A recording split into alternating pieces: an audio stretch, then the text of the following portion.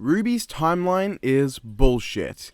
As in, the actual timeline we're given doesn't make a lot of sense. So in this video, I'm going to be trying to work with the evidence and what we've got to figure out the actual timeline of what it should be. Starting with day 1, and I'm going to be using a day system to say how many days it's been since the first episode of RWBY. That being episode 1 of volume 1, Ruby Rose. Not the trailers, not any of the backstory, that. And we're going to be focusing on what happens chronologically from then on, and then deal with the backstory stuff afterwards. Let's get going, because this is going to be long. Day 1 is episode 1. From the nighttime all the way to the next day, it's pretty much day 1. And then day 2 is still in episode 1 and goes from episode 1's ending all the way to the Shining Beacon part 2 where they go to bed. Day 3 is the first step part 2, Emerald Forest part 2, and Players and Pieces. It takes place all over one day and ends at night. Day 4 is Badge and the Burden. The episode starts with a new morning, with Ruby saying it's the beginning of their first mission, saying it's their first order of business, and basically all but directly saying it's the first official day of school, and the episode ends at night. Now, according to Glinda and Jaundice, it's apparently been weeks since Players and Pieces. Mr. Ark, it's been weeks now. So I'm going to assume that 2 weeks have passed since then. This placed Jaundice parts 1 and 2 at day 18. I say day 18 because it was on day 4 that they had their first day of school. There's been 17 days since day 1. It's the 18th day. Just to clear it up. Glinda also states it's a few months before the Vital Festival tournament. Seeing as the United States is backwards ass and doesn't start its academic years in January or February like the more sophisticated and intellectual people down under, it can be assumed that when they say the Vital Festival tournament takes place at the end of the year, they mean the end of the calendar year, not the end of the academic year or the financial year, because that would just be really weird. In Forever Fall, Carden states that last week John wrote an essay, which means that over a week has passed since Jaundice. According to one of the essays he wrote for me last week, Team Juniper has come to notice how he comes home late, and this all fits with the idea that over a week has passed. So we'll say another week has passed, putting Forever Fall's opening scene at day 25. Day 26 is the next part of Forever Fall, which takes place in the following day. In The Stray, Ruby then states that she ran into Torchwick a few months ago. Besides, the police never caught that Torchwick guy I ran into a few months ago. Now, assuming that's 2 months and that school started in early September, as they do often in the United States, and that this is the first day of November, which fits as they state it's a Friday, and the 1st of November 2013 when this episode came out was indeed a Friday. This would place it one day after the original upload date of this episode, which was October 31st, 2013. That means we're on day 61 of Beacon. At the end of the episode, Blake runs off, and Ruby states that I haven't seen her all weekend. She's been gone all weekend. Meaning it's probably day 63 or 64. It's at least day 62, because that has passed. Sun says nearly 2 days have passed, meaning it's probably Sunday or day 63. Weiss states they've been searching 12 hours. Some might be stupid and assume this retcons what was stated earlier, but it makes more sense to say that this particular day they've been searching for only 12 hours. Then we run into a snag already. Ruby says that 2 weeks have passed. Look guys, it's been a good 2 weeks. Now, the initial assumption is that this is 2 weeks after Volume 1, but then she states the tournament is at the end of the year and that this is their second semester. But that's a problem. In the academic year of 2013 and 2014, the second semester in America started around January 2014. 2 weeks after November would still be in November, and it would just make this day 77. However, if the start of the spring semester, then it's day 122. Now, either of those could work. We could just say that Ruby was stating it was 2 weeks since the beginning of their break, and classes are starting again now. I have no idea how America works beyond what I've researched, but in Australia, our breaks are 2 weeks long, so I'm just going to accept it. This also fits in with the Vital Festival, as it's possible they're referring to the end of the academic year. Now, this wouldn't be a problem if you guys just followed Australia rules and started your school years in January. But then, why would Glinda say the tournament is only in a few months if it's the end of the academic year? Clearly, she would mean to say the end of the calendar year. But if I made anything clear in this video, it's that at least a few months have passed.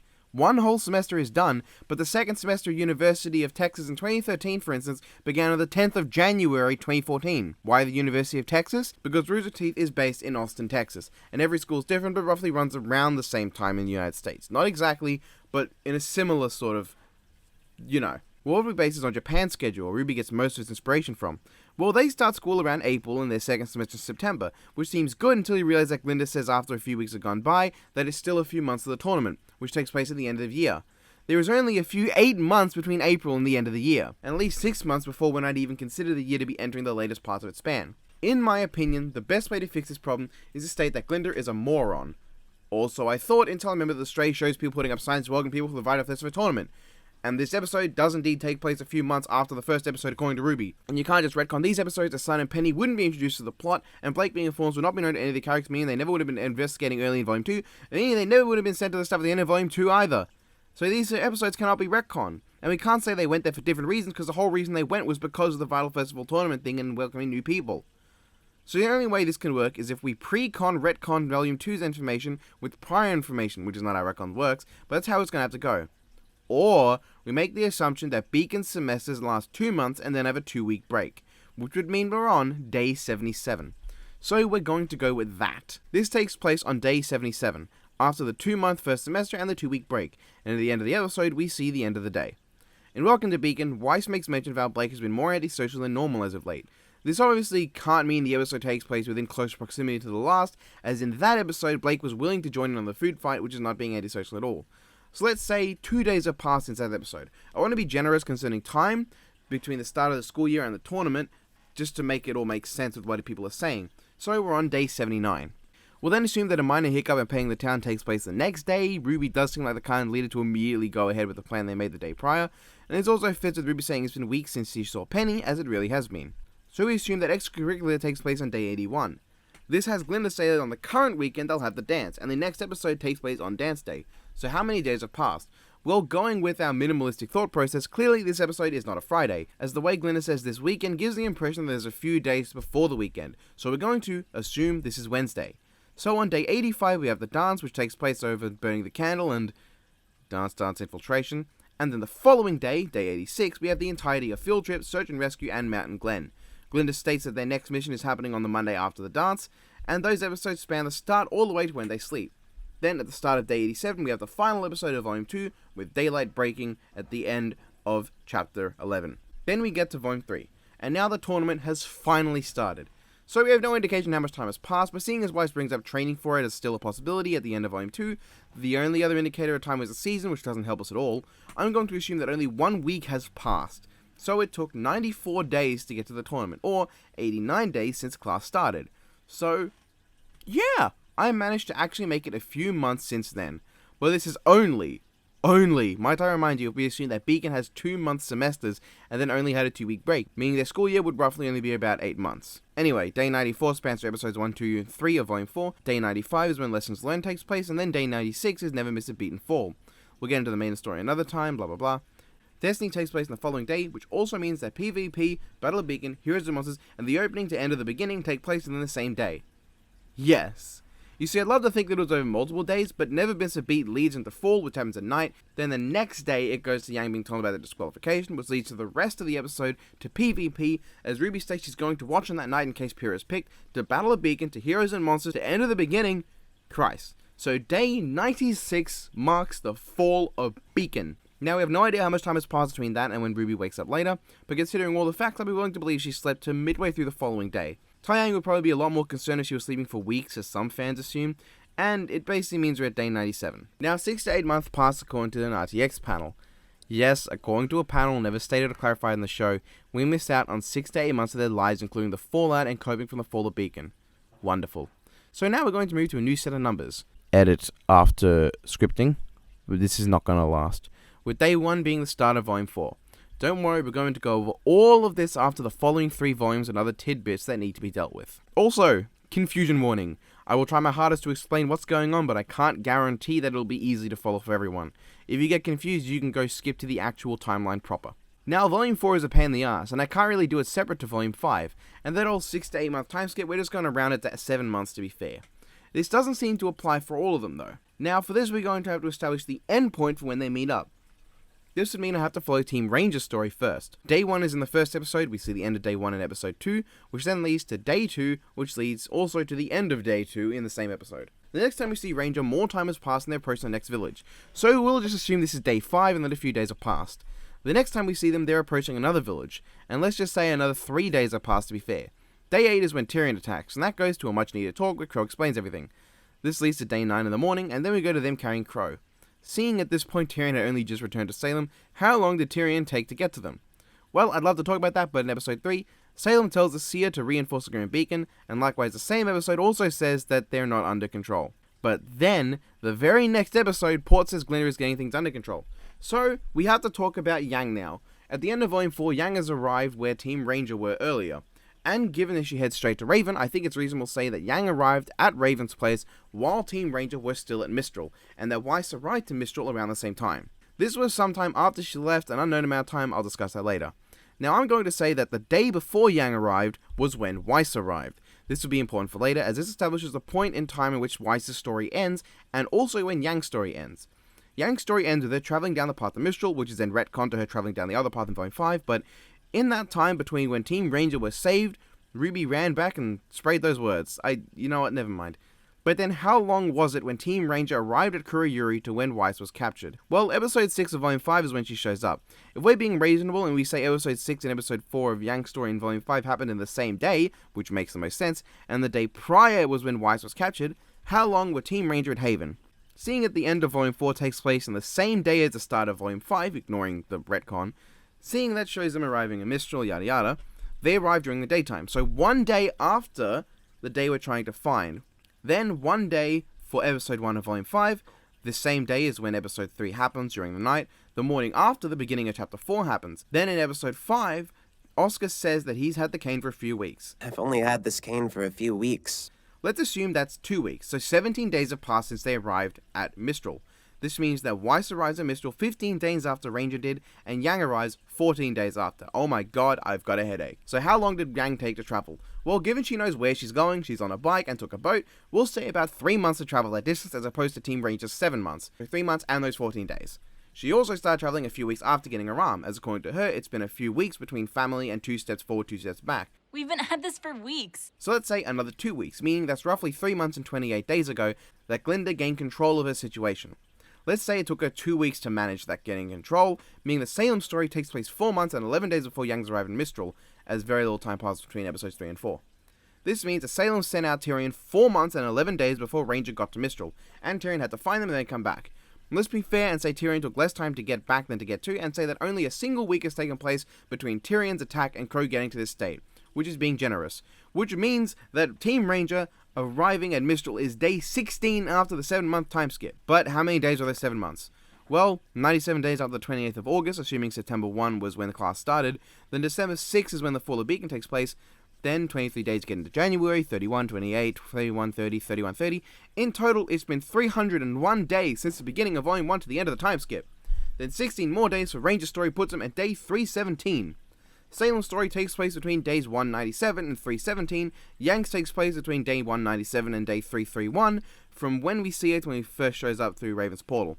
Weiss' story ends on day 331, but when does it start? Now, Blake's story we can't figure out until we continue on to when she reunites with everyone, so let's talk about Weiss. So naturally, with how Weiss' story begins with reuniting with her brother, and Jacques only just figuring out a plan to use her and also his fight with James, it's most logical to say this story begins about a week after the Fall of Beacon. It'd be very weird that 6 months after things happened he argued with Ironwood about what happened, and then thought of a way to manipulate Weiss, and Weiss never saw Whitley in that time, meaning the story starts on day 104. So between day 104 and 331, all of Weiss' stuff happens. Jacques tells her that in the coming weeks they're going to hold a charity concert. Let's say the 3 weeks pass, and then Weiss is singing at the concert. This places the event at day 125. On this day, she does the concert, fucks up, and makes Ironwood look good, although that's not hard. Oh, and on this day, she gets removed as heiress and starts her training. Now we have to skip to when she escapes. This will establish how long she's been training after a month of skill atrophy. Well, we have to establish how long Weiss' travel was, that being the time between when she left to Mistral and when she crashed.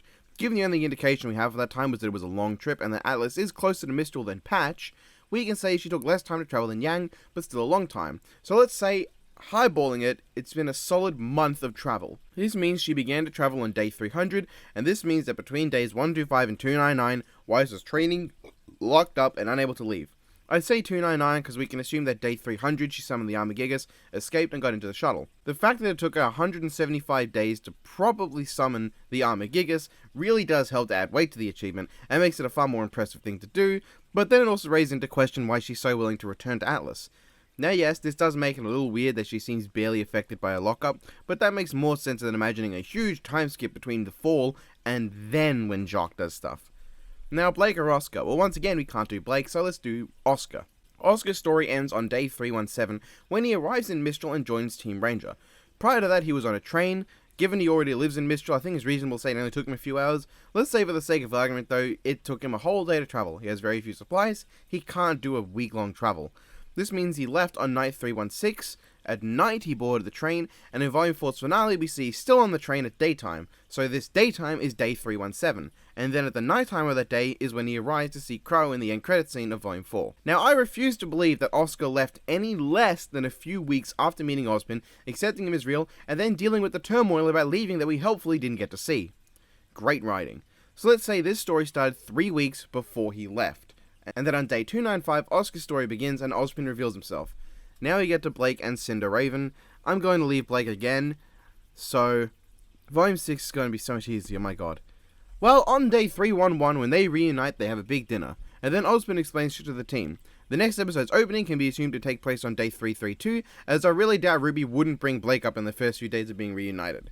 The next time we see them is after Raven makes a deal with Cinder, as Raven teleporting via portal is directly noticed by Crow, who later is surprised to see Raven. Oh my god, this episode has them state that they'll launch their attack on the full moon, probably signifying a weekend. Then we get to see what happened after this scene in the next episode, where Leo tells him to meet on the following night. He wants us to meet up at the school tomorrow night to walk us through it. Assuming this is still day 332, this means the Battle of Haven takes place on day 333. This also means that Cinder's story begins on day 332 when she confronts Raven, and ends sometime at the Volume 6, I don't know, we haven't seen into Volume 7 and what happens with that. Blake's story also ends on day 333, as that was when she showed up and Team RWBY was reunited. So now we have to work backwards from there with Blake. The Fourness left to deal with Adam 2 weeks prior to now, as stated by Gira. We have about 2 weeks before Adam's attack on Haven. This means that on day 319, Corsic and Fennec attempted the assassination of Gira and Carly Belladonna, and Ilya and Yuma captured Blake for a whole 3 seconds. This happens after Yuma kills Gira's messenger, which happens after the messenger is sent, obviously, but this messenger was sent with Ilya's scroll knowledge. This means between the fight on the rooftop in Volume 4 and the Belladonna attack, Sienna Khan is murdered, the messenger is murdered, and Ilya is summoned to do the plan. I can't imagine this happened too far from each other, so I'll say a week prior to the attack is when Ilya is summoned, on the same day that Gira makes his speak to the public, which happens the day after he goes to the authorities, which is on the night that they get Ilya's magically appearing scroll. Making this a shorter time period actually makes everyone seem somewhat proactive as well. So that would mean on day 312 they plan the attack, and on day 311 Ilya's scroll is taken. Except, in his speech, Gira states that the attack is happening 2 months from today. Roughly 2 months from today. This means that this must happen on day 241. Ah! Even when I try to make RWBY make more sense, it just fails! So in 2 months, this happens. We'll say that this speech is still 1 day after the scroll is taken. So on day 240, Ilya's scroll is taken. So between day 240 and day 319, all this goes down.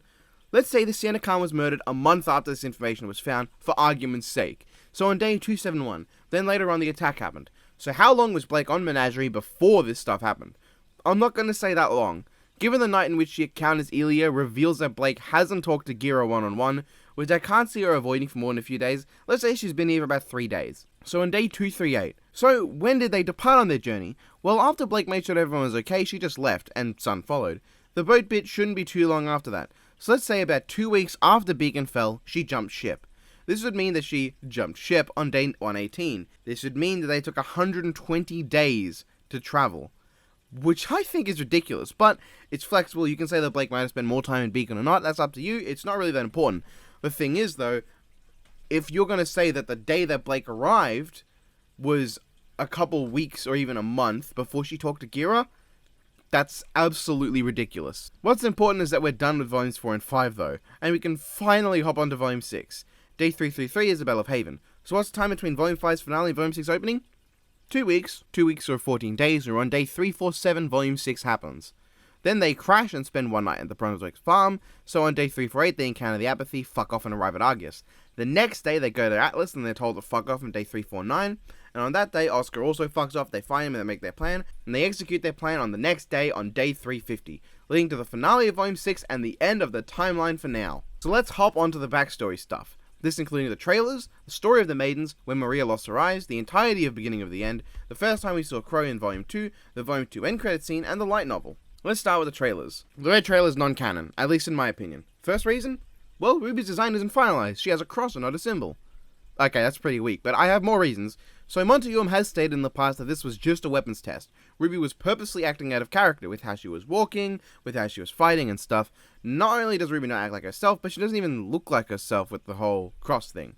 And also, even more egregiously, the Grimm don't look like Grimm. This trailer is the only one of the first 4 that was never referenced in the show. Weiss's fight, referenced with the Armagigas.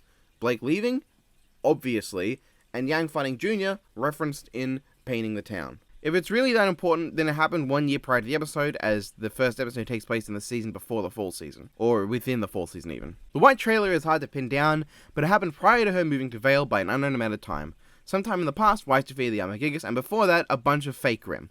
That's not really important for the timeline, though. Weiss getting the scar and Weiss making her hair off to the side, that's all cosmetic stuff that's not important in the slightest. The Blake trailer, then. Well, this is important. The Blake trailer takes place on the day that Blake leaves the White Fang.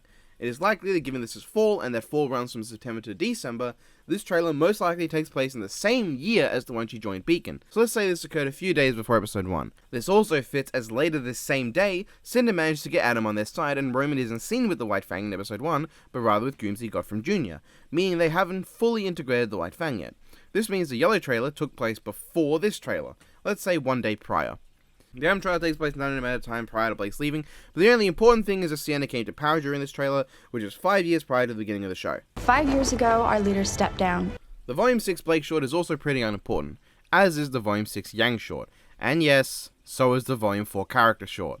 Well, this trailer's done, let's get to the important shit. Kurayuri then.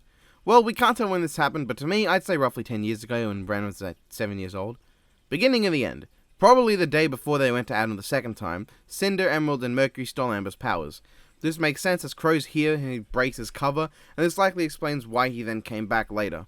This also explains why Cinder is so inexperienced with her power and why she doesn't shit-stomp Linda. I'd also assume Cinder recruited Emerald and Mercury within a few days' difference, but how long this recruitment was to when they attacked Amber is pretty unknown. Burning the Candle establishes that roughly 17 years ago, from the start of episode 1 that is, Raven left Tai Yang. Summer then got with him, pooped RWBY out, and then died later. This was before RWBY was old enough to understand, as Yang calls RWBY a toddler, and toddlers are between 1 to 3 years old. Let's say this was when RWBY was 2 years old. Also, 7 years after Raven left, she met the Spring Maiden and took her power for her own. The Grim Reaper. This episode establishes that Maria lost her eyesight during the time Crow was younger, presumably while he was at Beacon. It's likely that Raven left Tai Yang not long after they graduated, so they would have graduated as the ages of 21, but that's not certain. However, with that in mind, Maria lost her eyesight at minimum 18 years ago and at most 21 years ago. Which doesn't make much sense as Maria looks way older than that. In fact, she looks like she's 80 while here she looks around 20 or 30. Which means like 50 years have passed. So, how did Crow know about her? Unless he's also really freaking old, like 50 or 60. Which Tai Yang and Raven would also be and they don't look at it all. Okay. Finally, the Lost Fable. Millennia ago, gods made Earth, Salem and Ozma got together, Ozma croaked, Salem got mad, the gods killed everyone in the end, this was thousands of years ago, we don't need to pin a number on it. Four Maiden story also doesn't really fit anywhere, and the Volume 2 end credit scene has pretty much been retconned into nothingness.